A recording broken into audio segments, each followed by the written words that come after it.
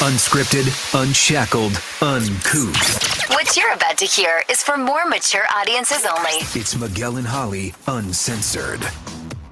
Hello and welcome to Miguel and Holly Uncensored. This is our off-air podcast we do on Mondays, Wednesdays, and Fridays. Like we just said with Jacob 2 times, this will be the last podcast until July 24th. Right. So it's going to be a minute. I'm going on a cruise. Bye. Bye. You know why we're not doing any more podcasts? So we don't have to hear about Miguel's cruise. Now, I want to hear about the cruise after the cruise. But if I have to hear about this damn cruise one more time before you go on the cruise, like now I see you're over here trying to do Amazon storefront for cruises. What the hell is this? Listen, I've had a lot of people reach out to me and be like, so you've been talking about this damn cruise so much. Clearly, you know what you're doing. Can you tell me what I need to bring on a cruise? And I'm like, you know what? Maybe this is now it's time for me to create my Amazon storefront so I can be like, here are all the items that I bought. My curated, bespoke list of things. And then let me make a couple of dollars off of it because I'm going to have to recoup some of this money afterwards because I mean, that's true. I'm planning on doing all the things. Well, all the lazy eating things, not all the excursions. adventurous. No. So, but enough about that. We have a very special guest, which I'm so excited to talk to. And Holly, especially you, because you just got to see one of these shows on Broadway. Yeah, I know that she had previously started. And she actually is here in Charlotte.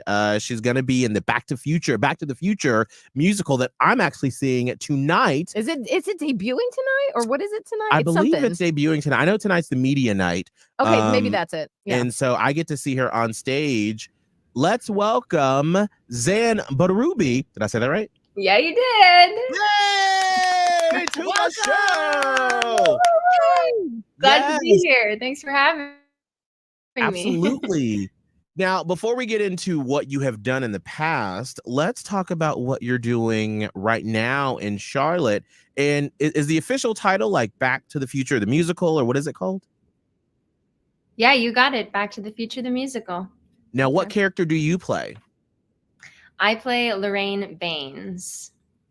And which one is that? So we can remember from the movies? For sure. It's Marty's mom. That's right. What a classic, iconic character. Honestly, I mean, I don't know if Miguel, have you seen Back to the Future, Miguel? Oh, I love those movies back in the day. Absolutely. I'm just making sure because I wasn't sure that one would have hit you at the right age or whatever. But like, man, Lorraine's character is so funny without necessarily meaning to be funny. And I mean, I'm excited that it is a musical. First of all, I had a friend who lives in Cleveland who just saw the musical last week and raved about it. And so how did it come to be from like the classic Back to the Future movie that we all know? Do you know, like, how did they make this a musical? Like how does it even sound? What is it like? Sure. Well, we got the pleasure of working with Bob Gale, one of the creators of Back to the Future, the movie series. And he was saying, like, 20 years ago, if you would have told me this movie would be a musical, I would have never believed you. But it kind of just came from the creators' brains. And they're like, you know what? Let's take this iconic sci-fi movie and bring it to the stage for more audiences to see. And then it went to the West End and then to Broadway and now across America. That's so cool. Oh, that's so awesome. I cannot wait to see you on stage tonight. Well, Zan, I do want to get to know you a little bit better and about your, sort of rise and how you got to this point, because this isn't your first like major role that you've done with a touring production, because you also were in 6, which Holly just saw on Broadway. I just saw it on Broadway last month. Yes. Oh my goodness, I'm dead. Like, my 10-year-old daughter and I are singing the songs, and I have allowed her to sing the word hell. So, this was her gateway to that. I see. Okay. Yes, correct. And then she chose to sing just that one part of that one song over and over and over in the shower. I'm like, we got it. But we had a blast. And you were Anne Boleyn in the touring production. Yeah. Wife number 2, the Green Queen. Yes. And I feel like the one that we all sort of know, you know what I mean? But what was that like? What was that being part of that like super female empowering production like? A gift. It's like a sisterhood, right? I traveled the Mhm. country with 10 amazing women and backstage members and crew members for 2 years. And I got to bring that story to so many audiences. I think we performed for over 1 million people. Wow. And I know we did over 600 shows. So Ooh. it's definitely ingrained in who I am as a human being now. A lot Yeah. of the messages like to take up space, voice your own opinions. Yeah. And it's I just, love it. it was such a gift. And some of those girls are my best friends to this day and probably for life. That's so cool. That's so cool. I love that so much. And so once that was done, how did you transfer from doing, doing that to doing now Back to the Future? Yeah, it was a big transformation. I mean, the Yeah. shows are completely different. Right. Six, for those of you who haven't seen it, it's a small cast, 6 women on stage, and a rather smaller scale when it comes to set and props. There was It's only like a one prop. concert more so than anything. For sure, yeah, the band is on stage, we have handheld microphones, and the only prop is Anne Boleyn's cell phone in the show. And then I transitioned in 7 days. I had 1 week, between projects, and I went to Back to the Future, which is a completely different beast. Like, it is true musical theater magic on stage. Like, we are talking moving sets, rotating stage, magic here, things appearing here, a larger cast and crew. So very different, but grateful for what Six prepared me for, which was traveling on the road. And then I could use everything I've learned there to help me with Back to the Future. So, yeah. How do you learn all those lines in such a little time? Like that was, A because week, I know. I'm like, oh gosh. I mean, radio people, I mean, I notoriously, when we've had to film commercials and stuff, and we have like one line, and Holly and I both are just messing them up every time. And this is why I could not be an actor because No, this is why we do radio and we don't really have scripts for anything. no. Yeah, that's difficult. Yeah, if anything, like being a musical theater performer behind the scenes has definitely taught me, showed me how to be a good multitasker. We have a lot of things happening behind the scenes when we're not on stage. I'm constantly learning new scripts, new songs, just new material in general to audition and submit while I'm performing a show at night. So I had that practice under my sleeve. And then since I knew Six, it was in my bones. I had done it for 600 performances. I could have some time during the day to prep for Lorraine Baines and then use that week beforehand actually to relax and separate myself from the art and just be like, hi, let's see my family, let's see my friends. And then an amazing creative team here on Back to the Future when I jumped into the rehearsals to put everything on its feet. Well, let's go back to your family and little Zan and like, you grew up in Michigan? I grew up in Massachusetts, but I went to school in Michigan. Okay. That's it. So tell us about like your background and how did you get into musical I was theater? gonna say, because that like you have a job that I feel like a lot of people dream of, but very few achieve. And so I'm curious how you got to where you are today. Sure. Let's see. Ooh, way back in the day. Well, I started musical theater and theater arts as a hobby. I think my parents wanted me to meet a larger community of people, step outside of my shell. And that's when I started doing musicals, and I absolutely fell in love with the people, the creative minds, the kind-natured human beings that musical theater has in its canon. And I started doing that as an extracurricular. And then when I was 13, I think my parents saw something in me and they're like, you should go to school for this. So I went to a performing arts high school, Walnut Hill School for the Arts in Natick, Massachusetts, where I started studying musical theater there at a pretty young age. So I was very fortunate. And then from there, that training helped me get my BFA in musical theater from the University of Michigan. Best 4 years of my life. I'm forever grateful for that program and all the things it instilled in me, the passion, the drive. And from there, it actually was the pandemic. So it was a very weird time to graduate. 2020, I kind of graduated into a career that didn't exist temporarily. The field itself was completely quiet. Nothing was happening. And then thankfully, from all the connections I had made at Michigan, got to submit for Six the Musical and got to be seen by casting. And from there, the rest is history. I was in that audition process for about 2 or 3 months post-pandemic. And then I was on the road 2 months later. So.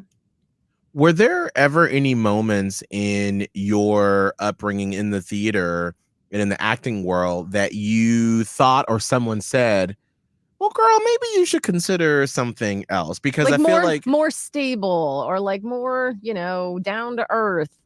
Yes, that is a very common thing in this industry for people to ask the question, well, what is your backup? And I guess I had heard it and it had been circulating amongst the community, because when you are studying art, a lot of people are like, well, this isn't a sustainable career. It's so give and take. It's so high and low. Sometimes you hear answers and sometimes you don't hear answers at all. In the theater community, the joke is you get ghosted so much. Like, you put your heart and soul into an audition and sometimes you don't even hear yes or no. You're just completely left in the blank space. But yeah, so that whole concept of backup plan had been circulating in my mind since I was 13 years old. But I think I had truly always had a passion, and my parents have been the most supportive parents in the world. And they were like, if you want this, you have to put your whole heart and soul into it. And that's what I've done since I was a kid, and just had that like little glimmer of faith and hope in the back of my mind and determination that I was going to make it work. So, man, Miguel, that sounds like you. Yeah, no, 100%, where it's like you have to, if like the people that are, and this is what I used to always tell other people when they'd say, well, you want to go on the radio? Like, it's a dying Everybody industry. was like, one time I had an in-law that was like, but well, this is cute, but like, you're going to get into sales eventually, right? Because you're not going to make any money. You're not going to do money this. doing this. Right. And I always said, well, someone said that to the Elvis Durans, the Bobby Bones, the, all the big morning show people, Ryan Seacrest. Someone told them, well, you're not going to make it. And then they were like, well, I'm the next this radio person. And so I always thought, well, why can't that be me? Right. You have to kind of let it roll off your shoulders. Like, you can hear it, but I don't take it to heart. Like, I keep going, let it pass. And I mean, I had worked so many jobs outside of musical theater. Like, it wasn't always success in the field itself. Like, I had worked 3 jobs at one time previously to Six. I was nannying all day, catering on the weekends, just to sustain a life in New York City, which is extremely expensive to live there and want to pursue this career without having a job in the career itself. So yeah, it takes a lot of heart and determination, but worth it. How do you balance your personal life, or do you have a personal life when you are on tour and you're performing for 1 million people and you're going from city to city? Do you have a personal life? What a question. Yes, I'd like to believe I have a personal life, Miguel. But I definitely, but it's a good question, because I do take the job home with me in a sense, because, I have to wake up in the morning and say, like, is my voice here today? Like, how am I feeling physically? Can I step on that stage and deliver the performance that the audience deserves? So it's definitely like a constant replay in my mind of, am I capable to do my job today? And I have to take care of myself outside of the workplace in order to be in the best shape physically to do the show. So it's definitely a sacrifice in a lot of ways, especially being on the road. Because your atmosphere is constantly changing. I don't get to go home like all of the Broadway performers do, to their loved ones, to their space that they're familiar with. I'm constantly changing my environment, my atmosphere. So it's something I hadn't learned until I lived it, and I'm constantly learning it today. What are the steps that you take to protect your voice and your basically that your moneymaker? I mean, you're out here, you're singing all the time. Thank you for that. Your instrument. Obviously, you know, we use our voices every day too. And I just didn't know if there's anything special because singing is a very different animal than talking, like we do. Da, da, da. Is there anything particular that you do? Especially, I can't imagine being on the road when one would think there's a higher probability that you're going to get sick. Yeah. It's funny you mention speaking because that's where I start. In the morning, I'll always do my phonation exercises to get my speaking voice ready because a lot of people think like, oh, it's the singing that is the most strenuous on the voice, but actually it is the speaking. It's like the folds coming together and the sounds you make when you're speaking, when you're yelling, when you're talking, when you're laughing. So just making sure my voice is warm for my day-to-day life before I even get to the theater. And then obviously warming up, cooling down, it's all a part of that regimen to keep a healthy voice instrument, like you said. And then the simple, like big bullet points, like always stay hydrated. If you have like tools for massages or just like bringing your larynx down after it's so heightened after I sing, tools like that. And of course, sleep. Sleep is so important, which is why being on the road is difficult because you do switch your bed every week or so. So I don't know if you've ever thought of that, but yeah, it's like, ooh, what mattress am I going to get this week? Gotta be tough. What if you get a crappy one and like one of those lumpy pillows? Yeah, you hope that for the long stays, it's not a crappy one. Fingers crossed. So Zan, I was just reading an article that people have been giving crap to Ariana Grande because since she has been in rehearsals for Wicked, they're like, why is she talking with this high register? And why is she trying to be Glinda now that the filming is on hiatus or done or who even knows what? Right. And so her voice has been changing. And then she just gave an interview recently where she was like, do you know how hard it is to like hours be playing a character and then to just turn it off? So my question on the other side of that, how do you go into a character? Because I've always loved like the art of acting and just I find it so interesting that you can become someone else because I wanted to be an actor and then realized I was horrible not only at memorizing but being someone else. And so I'm always so curious and so impressed by seeing someone be their regular self and then they walk out on stage or in front of a camera and then like their body movements change, the way that they cock their head to the side. So like how become a different person. How do you embody someone when you take on a new role? Oh, it's the most magical feeling. It's my favorite part of the process is figuring out what the character is going to be and how you can bring yourself to it and how you can bring that story to life. I am the biggest fan of imaginary body work. Like you said, like you see these characters and like, where do they keep their stress? Like, is it in their shoulders? Is it in their hands? Did they touch a costume? Like, how do they? It's my favorite part because you get to figure out the uniqueness of the character. So yeah, imaginary bodywork is usually where I start. And then just doing research about the character itself, like what are their wants? What are their backgrounds? What is their age? Like for me, I have to play a mother in the 80s, and then I have to go back 30 years and play that same character, but when she's 17. So it was definitely a challenge because I had never played 47 before. But it was fun at the same time because you get to play and you get to live in this imaginary circumstance of what it would be like to play a 47 drunk woman with 3 kids. So, yeah. So I'm assuming like when you sit down and you're looking, or like, did you watch the movies again to sort of see, was it Leah Thompson? Oh yeah. Yes, who was the character. So do you go back and see like what were her body movements? Where, you know, do you use that as research as like a jumping off point before you sort of bring yourself to it? Totally. I always use if there's an original source, I always use it as research because I like to pay homage to what was the original role and what the inspiration came from.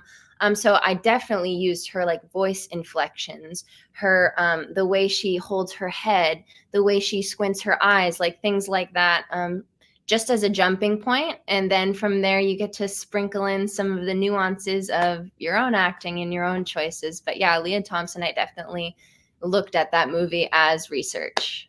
Oh, that's so cool. Find that so fascinating to me. I know. So have you ever been on stage, Zan, and you were like in the moment and you're just, you're like, man, I'm gonna win a Tony Award. Like this is just, I'm getting it right now.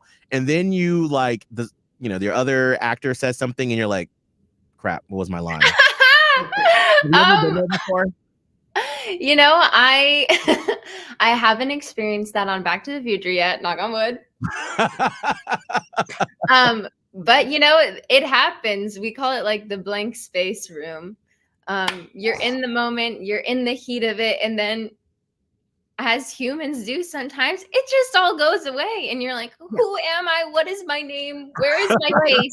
You're like, I don't even know where I am. Yeah, I mean, and that happens. That's the beauty of theater. It is live, it is shared in this one space, and it will probably never happen the same again.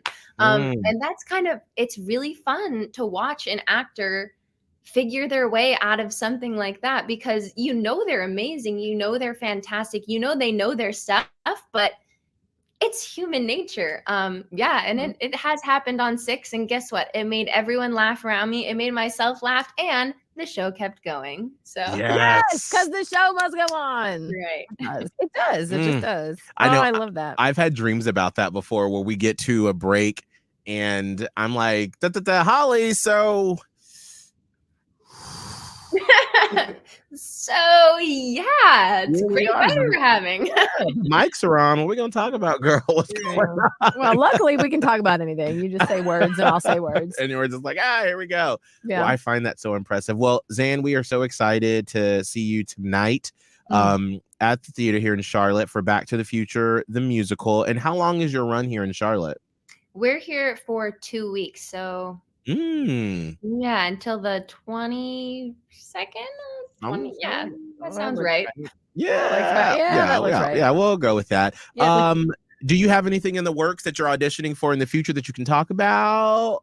I think for the beginning of this tour, I'm going to focus on Back to the Future, but hey, I'll put anything out there into the ether. Wicked's on my list, Tangled the musical.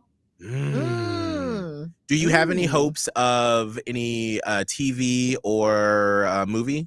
Absolutely. Get me behind the camera. I am a Hallmark girl. If you know anyone who wants to cast someone in the Hallmark movie, hit me up. Perfect. I have a feeling we're going to be seeing you. And then probably in like 15 years, when Holly and I are still doing a morning show somewhere and you're on the Academy Awards, we'll be like, Holly, can we find that video when we had Zan on the podcast? We'll trot it out too. Please. Like, look at us. Look at we talked with her. Call me back in. I can't wait to catch up. Please. Yes. Perfect. Good. I love it. Well, Zan, welcome to Charlotte. We can't wait to see you on stage tonight. And thank you for taking the time to join us. We appreciate it. Thanks for having me. I'll see you there tonight. Absolutely. Bye. Bye. Man, I absolutely love talking to actors. Like I could literally go in and I was like, well, everyone probably like listening would be like, okay, like I'm bored with this. But I'm like, I have so many more questions just about the technique. And because, I've been saying, especially since I'm taking edibles and I watch shows, and like sometimes I will literally just like stop the show and I look at Abe and be like, now, what do you think was happening in that moment when they had that really dramatic moment? Like, where did their head go? Like, and it really just makes me like dissect stuff. That's so stuff. weird, the way that you watch things, because I don't do that when I watch stuff. Like, really? I do not think about the actors at all. Because I mean, unless they're bad. But if they're a moderate to good actor, right, I'm in. Like, I fully believe that is that person. And I'm like, and I know it's not. I mean, obviously, the suspension of disbelief, I got it.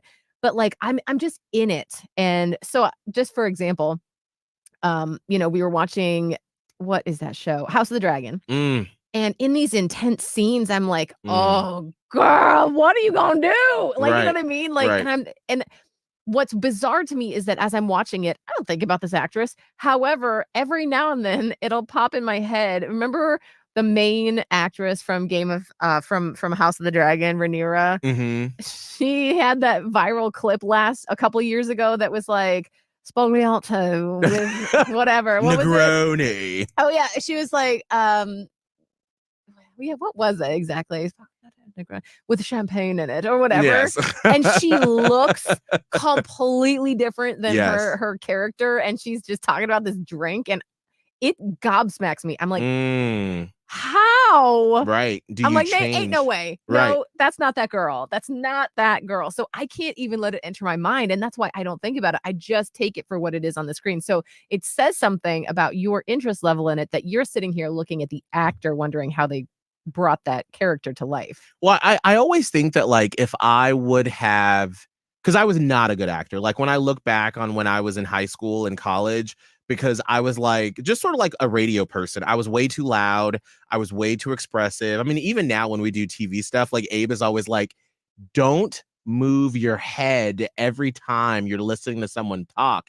And I'm like, that's just me trying to just be like, I'm here, I'm present. We were over actors. Right. We thought acting was like doing loud, it big. Right.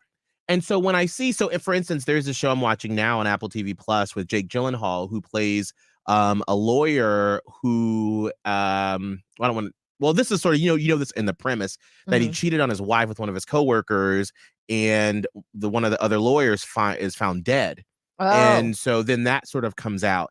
And like, I think Jake Gyllenhaal is a, I mean, and who the fuck am I to like judge his acting skills? But like, I always feel like I get lost in him and I don't think it's Jake Gyllenhaal after like the first little bit of something. And I see that character. Yeah. And so there was one scene where he was super aggressive, more than anything I've ever seen him in. And I was like, where does he go in that moment to channel that? Because from what because I've really gotten into this recently where I've been listening to interviews and how, you have to sort of find that inspiration from somewhere and you sort of have to channel that from maybe a personal experience. And so I'm like, where do you go in that moment? Or when you have this really emotional moment where you're like, where like they're barely blinking and like they're listening to this tragic news in a movie or a TV show and like a tear falls down. Like, I'm just in awe of the skill to be able to do that. Especially knowing that they have to do it like probably 100 times. Right. Because they have to do it from different angles. Different angles. Maybe that director was like, that take wasn't as good. So can we do it again? Like, and I remember, speaking of like watching an actor cry or whatever, I love M. Night Shyamalan. I don't care. Yes. I do not care what anybody else says about M. Night Shyamalan. I feel like if you don't like his movies and you don't get it, you're missing a little certain something about filmmaking in general. Right. Maybe that's rude of me to say. And like, you're like, no, all his films are just corny. Credit where credit is due. This man is out here making original ass, interesting stuff that no one thinks of and no one does. It's not just a superhero movie. You know what I mean? And which, by the way, I watched his daughter's movie last night, The Watchers. That was really good. Oh, dang. I want to see. Wait, did you watch it at home? At home, yeah. Is it available? You can rent it. Ooh, okay, good to know. I mean, it's $20, but oh, fuck that shit. But there was like 4 people there, and I was like, everybody give me $2. So. Yeah, there you go. I will wait until it's like either free on something or $2 or $3.99. Then I will watch it, but I'm not paying $20. So M. Night Shyamalan, like, so actually to go back, like, he actually does do superhero movies. It's that whole Shattered, Glass, Split trilogy. That's his superhero movies, which I thought were just phenomenal. But you have to look at it a little bit different way. So I say all this to say, obviously he did Signs, right? I remember an interview because I got real interested in him and his method and his movies for a while as a director. And so I watched this interview he gave on the movie Signs, where he was giving Mel Gibson and Joaquin Phoenix, the grown-up stars of the movie, such kudos to their craft, because both of these men are fantastic actors. Right. He said, I give them both so much credit because there's a particular scene where they're sitting around the dinner table and Mel Gibson's character is getting worked up and then getting angry and then immediately breaks down sobbing, crying. And then so is crying. Joaquin Phoenix is crying. And it's this emotionally charged scene over dinner while they're eating. And M. Night Shyamalan was like, you have no idea how difficult it is just to eat and be crying at the same time, just as a human, not as an actor. Right. you try to put different emotions into it and act it, go to that place while you're doing a thing like eating, and then also have to be crying. He's like, they blew me away with the skill in which they pulled off this emotional scene at the table while they were acting, eating, crying, and doing all these different emotions. And I was like, that's cool. And now I think about it anytime I'm crying at the dinner table, which happens more than you think. I was going to say, unfortunately, this isn't like a one-off thing. No, this is not a one-time thing. Sometimes I just cry at the table. Not all the time, but you never know. Sometimes it happens. But yeah, I am so impressed. And as I've gotten older, I'm like, I wish I would have, like, I don't regret it, but I wish I would have taken the time, especially, you know, like when we were in Panama City the second time around, when I didn't have to have a second job and I just, you know, had free time afterwards, where I would have taken some acting classes just to sort of like go down that path to explore that, because you have to be so in touch with your body physically as well. True. And to me, that's what I find so fascinating. Someone like a Jean Smart on the show Hacks, who she is so brilliant with her little facial movements, where she doesn't even need to say anything in the moment to make it funny and to communicate an emotion. And Meryl Streep is like that. You know, when I think about Miranda Priestley on Devil Wears Prada, many of what she, like, if you would have taken an Angela Bassett playing that character and Meryl Streep, those are two different Miranda Priestleys that we're looking at. Absolutely. Because and neither one is better than the other. It's just different styles. Different. But like when you think about the genius of Meryl Streep in that role, she's never loud. She never raises her voice. It's just very soft, but it's very commanding. Right. Not every actor could play that role. No. And a lot of times less is more. When it comes to movies, not when it comes like with Zan and her stage acting, not when it comes to stage acting, which is why Broadway and movies are two completely different things, because you are so up close in people's faces in movies. The littlest look can often mean vast differences in whatever the message is that you're trying to convey. And I agree, Angela Bassett would have been a totally different, although equally commanding. 100%. But different Miranda Priestley. And can I just say I love Angela Bassett because I feel like they often put her in roles where she needs to be angry. And she does angry so well. Right. And I don't want to be like a stereotypical, angry Black woman, but like, you don't understand. It's a controlled force. It feels like her words like drip with venom. Right. And sometimes she spits venom, but it's always just, much like Meryl Streep's Miranda Priestley, a quiet rage. And you can feel it. And I'm always just in awe of her acting.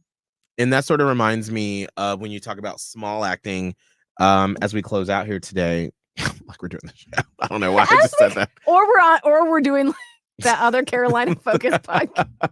Like as we close out. That's my signal to guess that I'm like, all right, wrap up the story, girl. As we close out. We were watching an episode of The Bear this last season. I haven't started that yet. There is a hospital scene between two characters where it's an emotional scene and the camera isn't even on their entire face. Like it is close up. And I thought to myself, on an edible. I have great thoughts on edibles. Just 100%. That's where your mind unlocks. It's good stuff. Don't do drugs. No. I was like, this is fucking brilliant acting, because it is so small.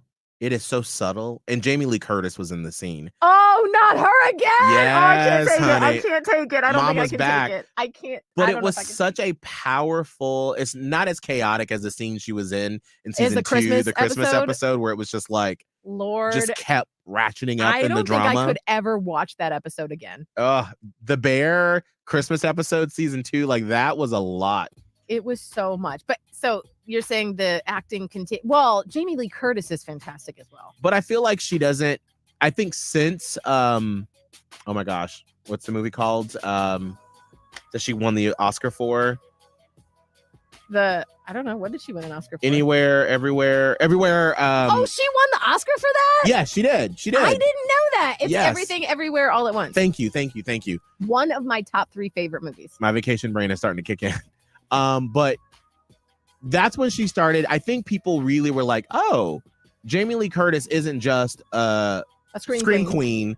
Or, you know, in the 90s, she did like True Lies and like action stuff where like she is a brilliant actress. And in that scene right there, I was like, I got goosebumps because I'm like, that is fucking acting right there. She took those words and made them come to life without even using her body. It was just her face. And that was just so impressive to me. All right. Well, we're not actors. We're just gonna talk at you for a little while. We're just gonna keep being day. loud and over the top when y'all tell us crazy ass stories. Because I'm sorry, I can't be small with that. Holly, real quick, what are you doing for vacation? So I'm excited to sleep in. The big thing that we're doing, and we did this last year too. It happens to be what works for our family. We're going on a little beach staycation. I love those. Yeah, exactly. Not anywhere too far away from where we actually live. And so I'm excited because we've got, the stay all booked out. And this year, because we're staying at the same place we did last year, but this year we are getting more into what all there is to explore. Like we did very surface level stuff during the day last year. Like, oh, there's, this pool and there's the beach and, there's a paddle boat. We're going to maybe do jet skis, which no one but me has ever been on a jet ski, I believe. And so my fiance is like, I'm a little nervous. I'm like, it's going to be fun. It's going to be fun. So I don't know. I don't know. We're going to try. So we're going to do that. We're going to do maybe, I don't know, just all kind of little fun stuff that you would do in a beach vacation. It's more like a staycation though. So that's what I'm planning. And I'm really dreading coming back from vacation because then I feel like I have to start thinking about back to school. So, hey, don't be putting that juju. I ain't thinking about that until the 22nd, girl. I don't want to think about all that. So that's why I'm just really want to enjoy our time off. Guess what I'm doing, Holly? I don't know if you've mentioned what you're doing. If I had to guess, though, just from years past, I would guess that you're going on a cruise. Yes, bitch, I'm ready. I'm so ready. Are you going to be posting while you're on the cruise, or do you wait? No, I don't know, because I feel like I don't want to overbear. Like when I get back, and then like that Sunday, I'm like, like your stories like little dots because there's like so many. I missed too much. No, ain't nobody gonna watch all that. So I may like just post a few things, like as we get to dock and just say, oh, here's a couple things that happened the past couple days. But I will have my phone on me to document things, but I'm not like checking Instagram and posting stuff. So it will be sporadic. But I plan on not being anything. So I'm hoping nothing crazy in the world happens, but it usually does. So it usually does. Yes. Usually, like, I'd have to go back. But every year we've been on vacation, whether it's a personal life thing or the world, something crazy has happened. And all of a sudden, you'll, like, not be on social media or watch the news. And then, like, I'll just randomly one day put on CNN in the ship. And then it's like, oh, something crazy happened. I'm like, so here we go. So, okay, well, we'll see what craziness happens, for better or worse, while we're on vacation. All right, so we will see you all back here Wednesday. Oh, our music ran out. We talked too long. Sorry. Wednesday, July 24th. We will be back. Please have a safe next week and a day, and we'll see you soon. Miguel and Holly Uncensored. Catch it on the iHeartRadio app or anywhere you